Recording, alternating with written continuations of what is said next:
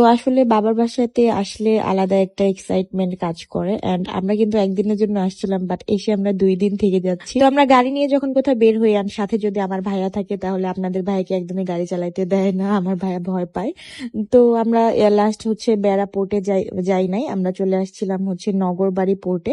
তো এখানে ঢুকতে দিচ্ছিল না, একটু কথাবার্তা বলে আমরা ঢুকে পড়ি। এন্ড সেখানে কিছু পিকচার্স, ভিডিও ক্লিপস নিয়ে জাস্ট নাও ভয়েস দিতে আসলে একটু বোরিং লাগতেছে, বাট আপনাদের জন্য আসলে লং ভিডিও দিতে হচ্ছে। আমি 3 মিনিটের বেশি ব্লগ দিই না, আমার কেমন যেন লাগে, মানে খুবই বোরিং লাগে। বাট হচ্ছে আপনারা সবাই বলেন যে 3 মিনিটের ব্লগ নাকি দেখতে দেখতে শেষ হয়ে যায়, যার কারণে এখন চেষ্টা করি 4-5 মিনিটের ব্লগ দিতে। তারপর সেখানে এই ভাইয়াটার সাথে দেখা হয়ে যায়, এন্ড এই ভাইয়ের ফ্যামিলি ছিল, ভাইয়ের ওয়াইফ ছিল, এন্ড ভাইয়ের বাচ্চাগুলো ছিল।